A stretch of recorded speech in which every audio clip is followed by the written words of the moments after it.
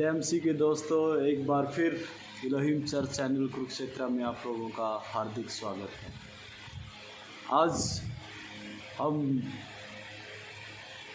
बात करेंगे बाबा साहब भीमराव अंबेडकर जी के बारे में, उनकी कार्यकारिणी के बारे में और उनके जीवन के बारे में, और उन्होंने जो भारत देश के लिए किया कौन नहीं जानता।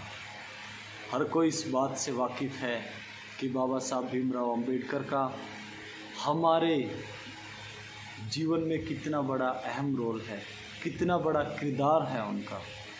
सच में बाबा साहब भीमराव अंबेडकर एक ऐसी महान शख्सियत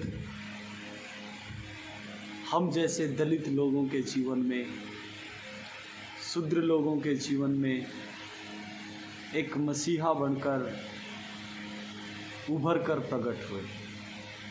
मैं परमेश्वर का शुक्र अदा करता हूँ। मैं खुदावंद यीशु मसीह में आप सब लोगों से एक आग्रह करता हूँ, एक विनती करता हूँ। ये जो आज हम क्रिश्चियनिटी को अपनाते हैं, मसीहत को, खुदावंद यीशु मसीह को अपना मुक्तिदाता और उद्धारकर्ता के रूप में जब हम उसे स्वीकार करते हैं, यह हक परमेश्वर ने बाबा साहब भीमराव अंबेडकर के वसीले से जो उन्होंने काम किए और जो उनकी कुर्बानी और उनके संघर्ष के द्वारा हमें मिला है। यदि बाबा साहब भीमराव अंबेडकर इस दुनिया में ना आए होते तो हम जो आज खुदावंद यीशु मसीह में होकर अपने आप को मसीही कहते हैं, कन्वर्सन करने का इख्तियार, कन्वर्ट होने का अधिकार, आर्टिकल 25 मानव अधिकार और यहाँ तक पूरा कानून, संविधान उसने हमारे पक्ष में लिखा है। मैं उन विरोधी लोगों को ये बात बताना चाहता हूँ, जब तक संविधान,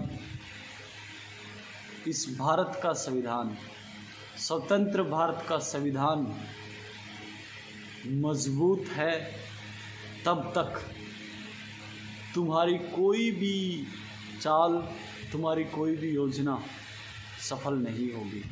क्योंकि दुनिया के एक महानायक बाबा साहब भीमराव अंबेडकर, जिन्होंने हमारे बारे में और तमाम दुनिया के उन दलित शोषित लोगों के बारे में जिनका शोषण होता आया, उनके बारे में सोच विचार करके पहले से उन्होंने संविधान की रचना की और आज वो हमारे पक्ष में है। वो संविधान हमारे पक्ष में है, वो कानून हमारे पक्ष में है। आज सत्ता जरूर आपकी है, परंतु जो आधार है, शिला है, वो हमारे पक्ष में है। और मैं आप लोगों को बता देना चाहता हूँ, भारत देश धर्मनिरपेक्ष देश है।